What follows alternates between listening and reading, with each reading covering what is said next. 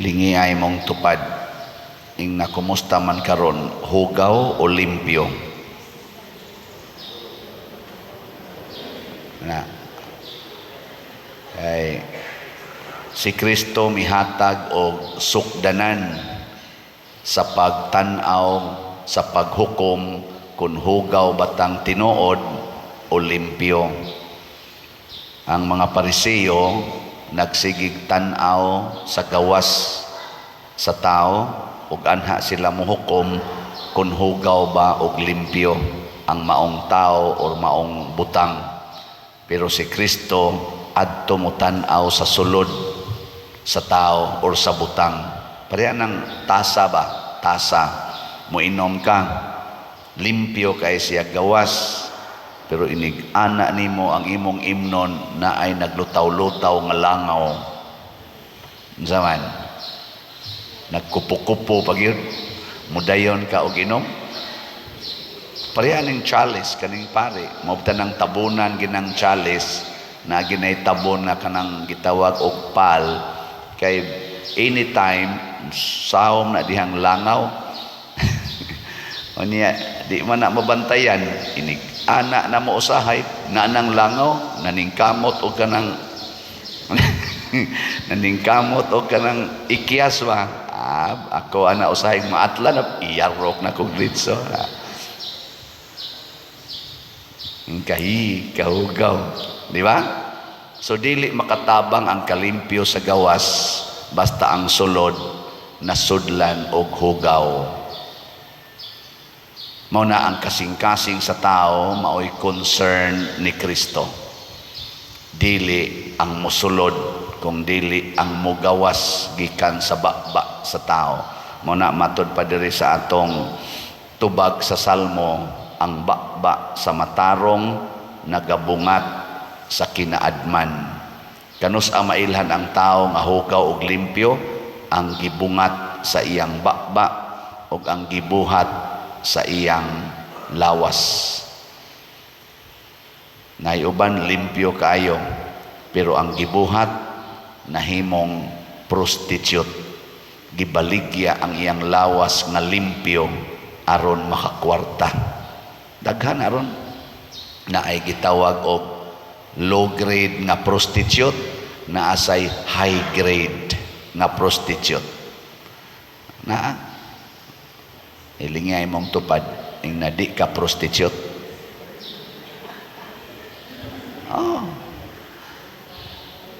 Unsa man ang prostitute, gigamit ang lawas aron mangwarta. Ang uban ana kana mga low grade prostitute kana bang sexually magpagamit sila bisan kinsa. Kanang mamaligya gyud bas lawas na ay mga kuan sila, mga bugaw ana. Ang high grade prostitute kanang mo-maintain og usa ka kabit nga dato nya, himuan din siya balay, palitan siya mga tanan yang gusto, alahas, mga sakyanan, tagaan siya dagko na kaing bank accounts ana.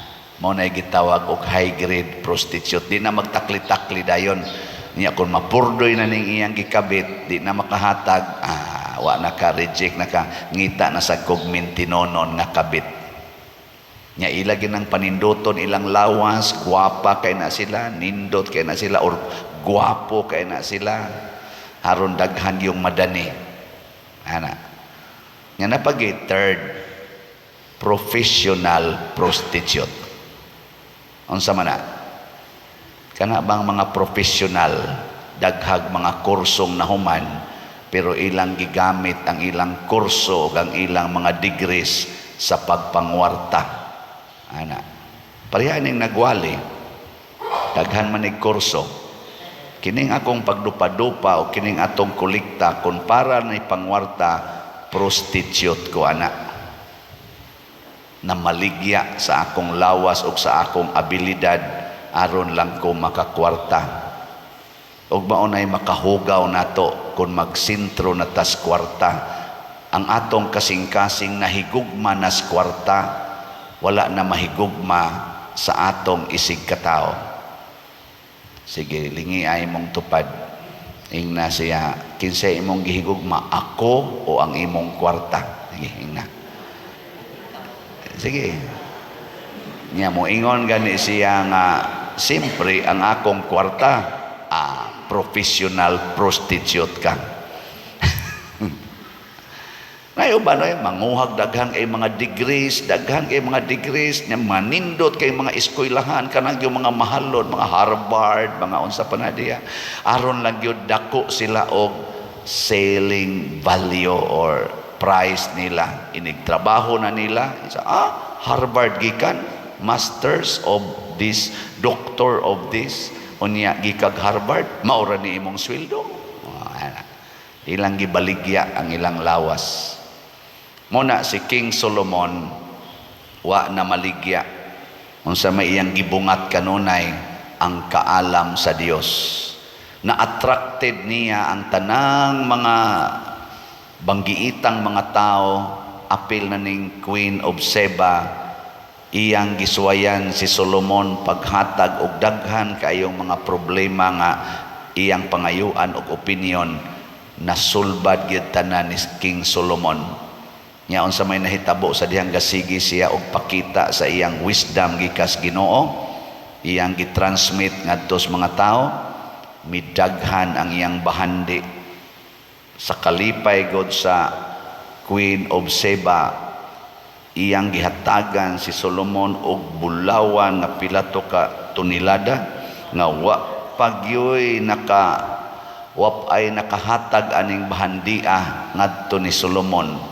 Ingon ani kadaghan tungod tos iyang kalipay.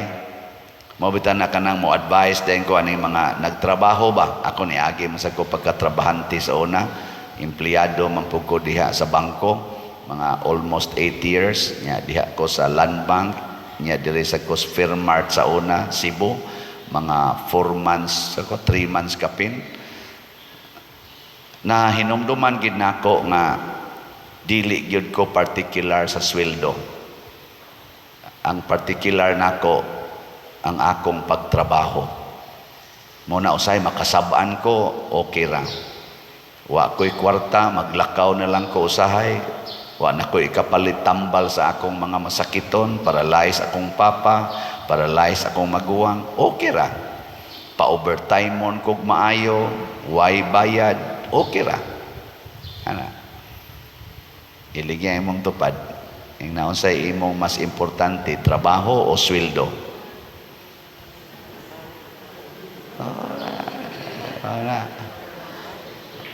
Congratulations sa mga kusog kay mo trabaho pero dili maghunahunag sweldo. Malipayon kay mo. O kamo mo'y mahimong mga source of inspirations sa mga tao. Pero kanang mga taong particular kay sweldo, hasta overtime daginoton yung kwenta, hasta katapusan 30 minutos kwentahon yun, nya masuko yung dili ihatag, buangon ka.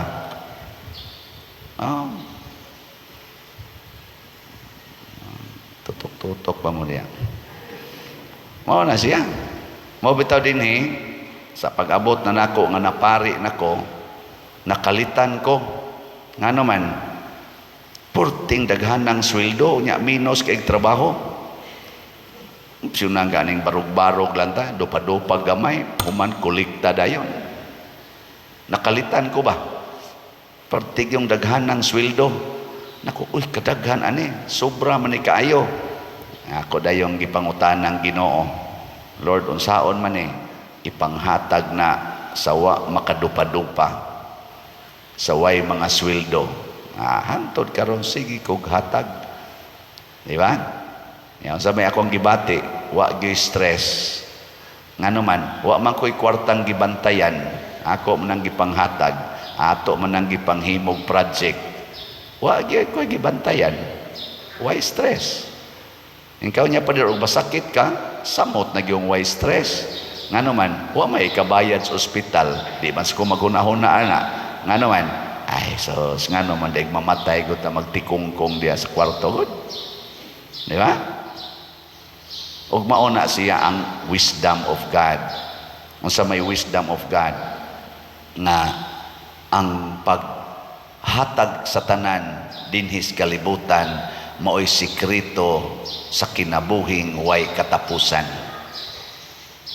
Usbon ako ha, ang paghatag sa tanan nga naa nimo dinhis kalibutan mao'y sikreto sa kinabuhing way katapusan. Mo nang ningon si Kristo, kung gusto kang malangit, ibaligya ang tanan mong katigayunan ug ihatag ang tanan ngadtos mga kabos ug maangko nimo ang kinabuhing way katapusan. Wisdom na, kaalam na siya. Salamat sa nanghatag sa ilang bahandi ug namalit na tog slot, no? Ang atong Healing Joy of Santo Niño, HGSN, gilahos man ni natog baligya na natay halin nga 22,335, 2,665 na lang ka slots ang nahibilin. Oh, pakpaka na to. Tiwason taginig palit. Gahapon na initunol diri nato og usa ka envelope, baga-baga man gisikreto yung tunol sa kong kamot siya para imo na pader. Nako, usa man ni nako ingon siya nga ay para imo na. Nako ay ko anang next slot ayo para imo na. Ana. Ya ubay-ubay man nako ihatag ko ning ato paglakaw na niya nako ihatag ko lang ning ato sa slot. Oh, di ba? 50,000 man tingali to. Oh, ana. Di ato pa na ubay-ubay gyud nya ang ato sang 50 slot challenge niabot nag 191 ka 50 slot challenge na 500 5,000 pud ni siya. O ato sang pakpakan ang nagpa-challenge nya ang ato sang SBF dag ni uminto na sad niabot na gyud og 10,058 slots ang atong halin. Oh, pakpak na sad. Napay 49,942. Nganong sige magitag baligyag slot din he. Nag-agap batag kwarta? Wala.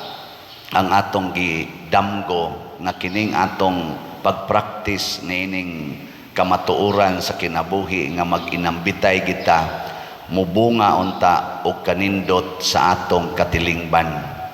Ang Queen of Sheba pag-adto niyan sa gingharian ni King Solomon nakaingon siya, pagkanindot sa palasyo nga imong gihimo, pagkanindot sa mga butang nga imong gigamit, ang sistema sa imong pagpaalagad, ang imong mga opisyal, ang mga gisulob sa imong mga staff, pagkanindot. Dinhi sa atong parokya, og naay mo anhi dinhi, di maginiingong nindot kayo, pero magsige sa sila ingon ay sila kanindot sa di ba no? Nindot kay imong simbahan, gamay ko na itong simbahan, mura mo ni kapilya, pero nindot, sa kalimpyo, ana, mga lingkuranan, kalimpyo, kanindot tanaon ngadtos gawas nganhi sulod hasta ngadtos opisina ana makaingon ka nga gitinuod gyud ana no hasta ang atong pagkaon bisag buwad mulami og utan mulami gyud kay nagsaw gitag kaon kitang tanan mangaon gumi na kana pamahaw 20 gumikapin magdungan og kaon kada ginakaon lami ba yan na ikaon kanang naa kay kadungan di ba? Pero ikaw na lang ganing usa gaapong sa imong lamisa nya napagidaghan kay kang mga problema bisag unsa kalami gibutang diha luod kanang asawa ikaw na lang usa maglingkod nya naghuna-huna kang ang imong bana tuas kabit nya imong mga anak tu aras computer tu aras TV way lami ikaon pero magdungan mo diha wa mo kapalit og cellphone wa mo kapalit og laptop porti pag yung buslutunas inyong balay pero gadungan mo kaon inyo ng putol-putulo ng naang tinapanan or kanang naang lawlaw nga kana ganing tinabal imo ng putol-putulon bahin-bahinon ano suwa anang utan ug mais nya naa mong tanan nangasabong diring ubang mga mumho sa imong anak ngari dapay gaagas ang sipon ngari padong kaon ngadto pagkanindot Nindot talaga na yung mga waypurol na ngaon na nagalibot mo diha. Nindot kayong kaon ay mag-inilugay man to nang os buwad sos kusi-kusi ana hasta kung katapusang mata supsupon pagod na. Pero daghan kay gipanglabay mga adobo, mga hamonada nga panos na lang wa ginihilabot kay luod ikaon niining lamisa nga lonely kayo. Kay wa maghigugmaay kay ang mga naong o ang mga lawas ray nindot pero ang kasing-kasing dunot. Hindi katapos ang lingi imong tupad ing na nindoto na nato atong kasing-kasing ha. Nindoto na nato. Di ba? Maglinimpyuhay na ta. O unsa may makalimpyo ani ang gugma ragyod nga Dios non. Kana bang way pili nga paghigugma? Kana bang paghigugma nga anda mo antos? Kana bang paghigugma nga nakasintro sa tao, wa makasintro sa kwarta ug butang? Kana bang paghigugma nga nakasintro sa kaluwasan sa kalag, dili lang sa katagbawan sa lawas? Mao nay gugmang Dios non. O kung ato nang praktison, nindot kayo ang kinabuhi